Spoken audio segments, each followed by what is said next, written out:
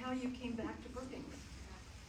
Well, as you know, I was born on the floor of the Great American Smokehouse Seafood Restaurant, just down the road from here. And then my parents moved up the Wincheck, 4 miles up the Wincheck, when I was 1, and my brother was born there in the little schoolhouse on the Nichols property in '85, and then in about '87 they bought land from Virginia Manley, and we moved up there, and my dad cleared the land and built a beautiful house, and there was a tiny little redwood cabin on the property when they bought it. And after my dad passed in '21, my husband and I moved back from Western North Carolina and rebuilt the little redwood cabin, and that's where we live now. And there's a lot in between. Yeah, so cover a little bit in between. Okay. You've done some varied things. I graduated here in 1999 and went as far away as I could, and that was Minnesota at the time. And then I got really cold, and so I dropped out of college and went to Hawaii for a while and hitchhiked around and dug ginger out of the ground. And then I was like, I think I'm going to be an actress. And so I went to Seattle, and I lived in Seattle for 3 years. And I've got lots of stories from there. And then I went to Hollywood for a while, and I've got lots of stories from there. And then I decided that I didn't want to be there anymore, so I packed up my car and I drove to Kingston, New York. I don't know why. I actually kind of moved to the apartment rather than to the place. So I found a place on the internet that was on the 4th floor of a shirt factory building.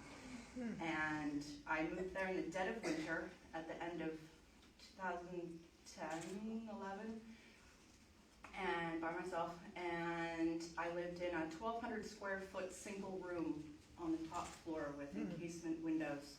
And the trains would go by, and it was snow, and post-industrial is where they made a lot of bullets and shirts and stuff like that a long time ago.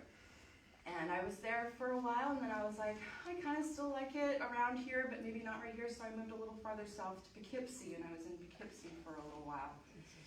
And went to Europe and trounced around with good friends, and then I wanted somewhere where there would be lots of like weather. I wanted storms and lightning and crashing and rocks, and so someone told me that I could go to the mountains of Western North Carolina and get that kind of stuff. And so I moved to Black Mountain, North Carolina, and then later Brevard, North Carolina, and got to spend a lot of time in the very wild wilderness mountains of that area. And then I decided to have to run away, and with a broken foot and my baby doggy, I got into a car again. And John the Fisherman there is my sort of portrait of my father coming to rescue me. And we drove. I didn't know where to go, so and I was like, oh, I'll go to my grandmother's. She'll take me in. So we drove up to Western Michigan, and I spent a year in Manistee and Onekama, Michigan, where I did a lot of this. And then after she passed, I went back to Western North Carolina to work for Blue Smoke Barbecue, which is now Smoke on Barbecue, and hopefully my dear friends are watching this now there. And I did more stuff, and then I was eating chili and watching Aliens, and I got the call that my dad had died, and we packed up and we came back here. That's quite a journey. Yeah, That's quite a journey. Yes. I feel it. But we're very, very pleased that you came back home. Thank you. Very I'm much. actually really enjoying it. So, your art is completely different from anything we've had here before. So, how would you describe your style? Do you have a description for it? I mean, it's not surreal. It's not really abstract. It's Yeah. You tell All of me. the above? Yeah, I It's don't, Megan. yeah, I don't know. I would say that my foundation is drawing, and I've always been a drawer, and I used to draw temporary tattoos on kids in school with pens, and I always start with just kind of a swoopy line, and that's sort of generally how it begins. I typically start on watercolor paper, so just since this one's right here, start with watercolor paper, take a big pen. I only use classic big pens, which you have to scour the banks and people's drawers and stuff for these days. And I use really heavy watercolor paper so that you can emboss the paper with the big pen. And I do, the first stage is just black pen on white paper, and I emboss my outline drawing.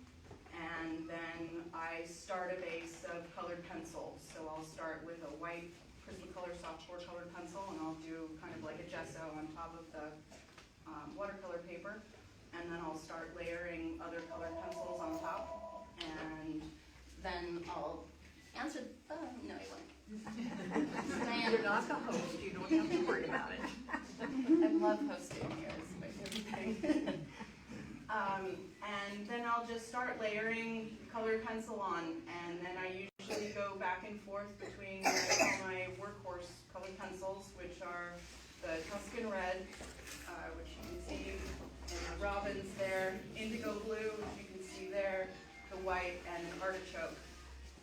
And I'll just kind of keep adding it until I'm out of pencils. And then you can take the white is kind of the big workhorse, and go white again over top, and then things kind of, the colored pencil, because it's a soft pigment, you can kind of move it around and sort of bring stuff up from underneath, and because the watercolor paper is very heavy, it can take a lot of work. So I'll typically double the weight of a piece of paper with pencil pigment onto it. And then because I can't do that forever anymore, because it's really hard on the hand, I started this year making prints. I go to Pacific Rim Copy Center and I make prints of the paper, and then I cut it up and rearrange it into different things, because I can't do it in the hand anymore. So like these guys are this one, that one, and Witch's Butter over there, the purple, prints of those that then I cut up and then later on and glue, lots of glue. So what got you started on using reclaimed materials and recycling? Because I know most of your work is. Yeah, it's just, we made things better back then. So if you go to a thrift store and you find a wool turtleneck or a frame, it's going to be made with more care than we make things now. Better So quality. it's just the easiest thing. And I will be exceedingly hardworking in being in my laziness. Like, I would rather find 10 ways to do something new than to like figure out how you're supposed to do something. So I'll make the tours on the thrift stores around town. I go to Goodwill, I go to the Humane Society, and I go to community cares almost every day. And I'll find a frame, and hopefully it has a sort of an immediate use, or it just gets stacked and we'll figure it out later. And then typically I turn stuff upside down and backwards. More layers. When you look at your artwork, what do you see? I see lots of feeling. I see what I'm doing while I'm doing it. It's a lot of motion. It's a lot of emotion. It's a lot of time. It's a lot of time away from my dog and my husband. It somehow feels necessary, and I don't ever know what is going to come out, and I think that's really fun, and I really like having fun. So, a lot of start out from just nothing. I'm just like, woo. And then a lot of the pieces start out with a photograph of something that I think looks like what it isn't. So, say take this guy here. So this is a photo of, on the West Fork of the French Broad River in western North Carolina. You can walk under the mountain laurels and the forest magnolias and the rhododendrons, and there's a leaf, and it's got a wormhole going through the leaf, and the sun is shining through the wormhole. It's like a diamond coming through the wormhole. So I printed it out on just my home printer and broke it because it doesn't want thick paper going through it. And then just took some marker and marked around the wormhole guy. And I really like seeing things and then redoing them. My migration series, the blue guy there and then the purple guy at the end and a couple more. Those are from a photo of a piece of marble on the floor of a cathedral in Italy. And, marble just has so much going on in it. And so you just take a picture and print it and kind of isolate shapes. And I found this figure that I thought kind of looked like a guy sort of trudging through with a beanie on and a backpack, and he's just trying to get somewhere. And so I did it was the only one that I did in like a chalk pastel. The original is a chalk pastel, and then I just make copies of it, and then make different backgrounds with those are just markers, alcohol ink markers. And so I like to see things and then reimagine them. Oops, this guy Oops. That's a reed on the beach in Michigan. So this is the reed, and then there was a little rock. For some reason, the waves would produce constantly these figures. I'd see just like if you hit grass or something, and then there'd be a rock right over your head. It would happen with such frequency.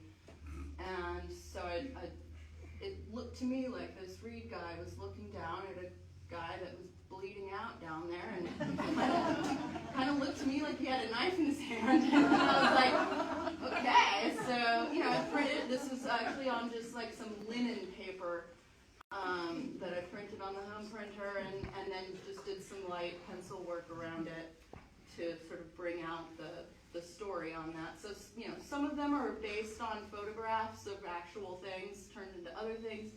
And then other ones like that are just, from scratch on a blank piece of paper. And then I go make prints. These guys are just glued onto pictures that I found at Goodwill. This is like an artist board, and glued it on, and then it's marker around, and there was a little guy fishing there, and I just kind of left him there. I'm not afraid to use other people's work, and I really like using existing things to bring out, to use them as kind of color paletting. So, I really like this kind of pale blue that was in the background of the original photo or picture, and then just markered on top of it. And this was a photo of a lake, sunset time, and same kind of deal. I did it here during the Mudslingers. Just glued it on, and then marker on top. And then this guy I got it for $5 at Humane Society. It was 50% off on Goods Day. And it was built into this wonderful frame. And it's a painting by Charles Russell, a Western thing. It's called The Smoke from a 45. And it's horses and cowboys shooting each other and then leaving bottles and stuff. So I took this guy, which is the First Street Beach in Manistee, Michigan, where the Manistee River comes into Lake Michigan there in wintertime, and made copies of it, and then cut it up and put them upside down and right side up there, and then pen and then pencil down here. I just discovered this a couple of months ago, but this lithograph print on artist board takes the colored pencil and the ink really well. I'm excited to work with that more. So when you, Did I answer your question? yes, very well. Gives a little insight into your mind, which is a little scary. So what do you want people to see in your artwork? I want, and I get it, I get so much joy out of people saying that they see things that I don't see in it, which is really funny. You know, like these guys, to me, I see it as like a carved monument or something of a protecting fish god. And everybody else that I talk to sees a bird. So I think that's really funny. I like that what I'm seeing is not the end of what it is. Very good. So I know you've done a series. So if you want to go down and talk about the moms. Sure. Yeah. I talk about my moms all day long. So I started doing some portraits on mirrors. So I would go buy a mirror and then print a photo of a mom and glue it on and then do other stuff with it. So I'll just go in order of with this. This is Mrs. Linfeld. This is my former mother-in-law.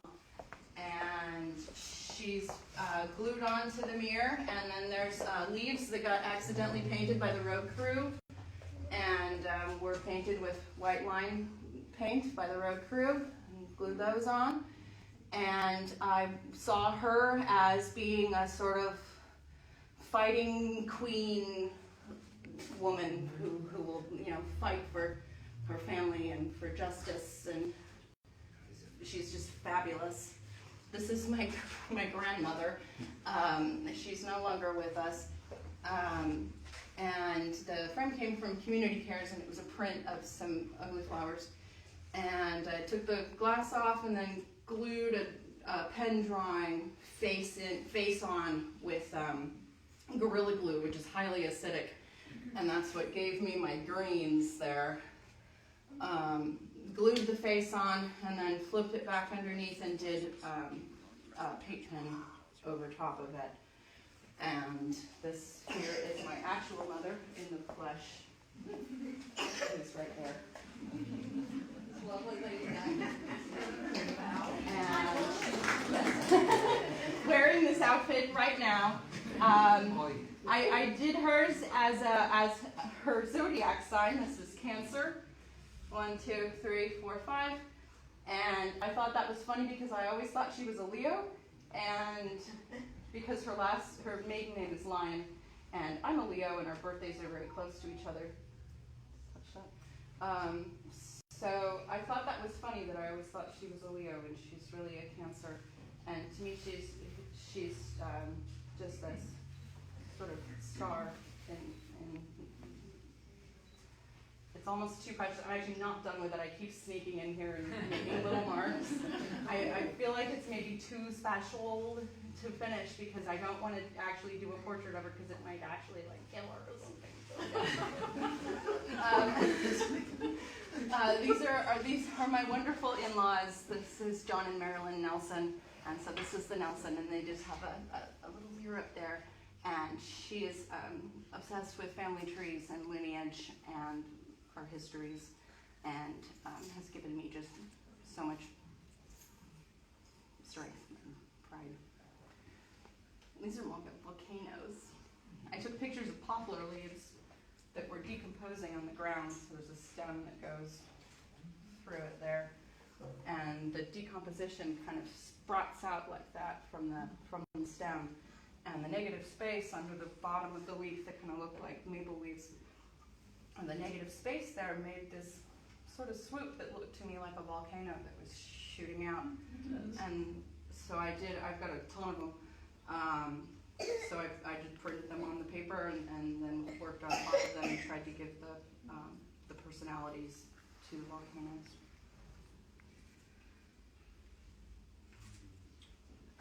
And those are all the moms. That's cool. Well, I knew the moms were important too. What I actually wanted to now is open up for questions. So, come on everybody. You gotta have questions. I thought about writing questions and putting them under your seats. Well, family doesn't have a question, but okay. I'm just curious, could you point to one or two pieces and give us a rough idea of how long it takes to put down that much material from a colored pencil? I'm gonna move. The colored pencil pieces, which is why I can't do them anymore, are about 80 to 100 hours. Wow. So colored pencil in its natural habitat is not very appealing looking. And you really have to layer a lot of it onto there to get it to not look like colored pencil. So yeah, about 80 to 100 hours. And then when I decided that that was not sustainable or affordable for anybody, I moved on to doing the printing and reprinting. I probably spent 40 hours on the door panels, and Grandma came together in like 2 hours. It was real fast and wild. These guys came together in a couple of hours. I was using scrap from these pieces, and the 2 mirrors were from Goodwill, and I'd never done anything. It was my first time doing stuff on the mirrors, and I just cut them into strips and kind of glued them as I saw them, and I see those as kind of prayers. I really hope that there's a way for the energy of creation to heal things and help things and rescue us. I cannot believe there are no more questions. Kai, exactly how long as a child did you spend staring at like popcorn ceilings and textured walls and clouds? Yeah, a lot. I did that too. I find the little shapes, but you take it Yeah. to another level. Yeah, you can Yeah. find the designs in anything. I had really bad insomnia when I was born, and I had it until I dropped out of college. And I spend a lot of time staring and thinking. And we get to benefit from it, so. Jeremy, did you have a question? I'm just really impressed. I just love your colors and then the feelings that you get when you look at your images. Yeah. And it's nice seeing them all together, so you get a feeling Yeah, for it really is. This is the first time It's like we've a been journey. out in the world. You know, my mom has a 3 or 4 room office in Harbor, and they're just all in there, and nobody knows that they're there. And this is their first sort of field trip, and that's kind of fun. perspective of when something was created Yeah. and what lineage. Almost everything started, I might be wrong, but this is one of the earlier ones. This is 2015 when I left North Carolina and went up to Michigan. And it kind of represents the first time that I was like, I kind of took charge of my artistic life and said, you know, I can make this a priority.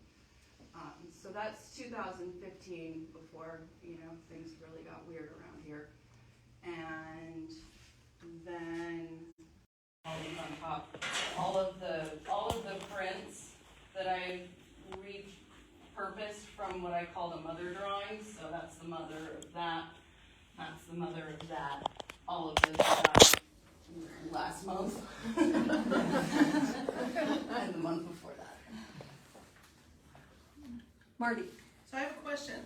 Tell us about your hat. This is my father's hat. It has a lot of names on it from citizens of our local community who are not here anymore for a variety of unpleasant reasons. I'll just highlight the first name on here is Eric Jones. That was the first name that I put on there. He's a classmate of mine who was shot by the Del Norte County Sheriff's Department. And his father was our local football coach and English teacher. And his mother, Darlene, was our cheerleading coach. And he was erased from this town very unpleasantly. And so the hat is full of joyous names of terrible things that occur all around us all the time.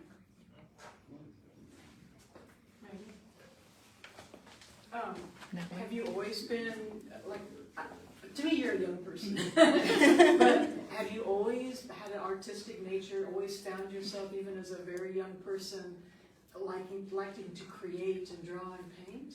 Yes. Yeah. Is there anyone who influenced you or encouraged you when you were younger? All of them. I think my mother would say that it's been difficult for her to watch me be a creator and a feeler and doing that. You know, it's been from the beginning, and it's a combination of genetics and whatever natural aptitude, hard work, and trauma. You know, it's feeling things and seeing things and experiencing things and wanting to do something with it. So at a very young age, I felt a need to do something with it to ward off destructive things. Create so that you don't self-destruct. Megan, I see villages in these panels. Is that your intent? Yeah, the cabin that we live in has a lot of English ivy around it that my mother feels she sort of cursed herself with by planting. And we also have an incredible amount of birds. We live on there's a little creek, Cat Creek, and we're in the forest. And we're blessed with the most delicious water in the world and also the most fantastic wildlife. And so these were the ideas of us inhabiting the environment that is really the homes of these birds and all of the other creatures, and we're just living there. So it very much was about the birds that are in there and the fact that their houses are just the trees that are outside of us, and really appreciating how fortunate I am to live in an environment like that. Anyone else? Wow. Well, yes, it is wow. It is wow, and thank you everyone for coming out. And we got Mom's got a question. What about those two interesting things on the wall? You mean the wild frames? Yeah, the wild frames. My husband and I go to Goodwill every day, like I said, and those are a couple of faux alligator frames that were sold at like Pier 1 or something a long time ago. And so I used, and I don't recommend this, but I used Bistro chalk marker. So it's kind of iridescent because it's made out of chalk. It doesn't want to stay put, which is why it has a lot of layers of Mod Podge on top of it. But it's Bistro chalk markers and other chalk markers going over just the natural shapes there. And then I did a layer or two of Mod Podge, and then I did just a little bit of pen work around it, and then another couple layers of Mod Podge. The photos in there are for effect, and are taken down at the beach in Smith River on tribal lands where we go every day and appreciate what's going on around us. Well, we appreciate your intellect, your thoughtfulness, your sensitivity, and your artistic abilities. Thank you. Thank you. Thank you.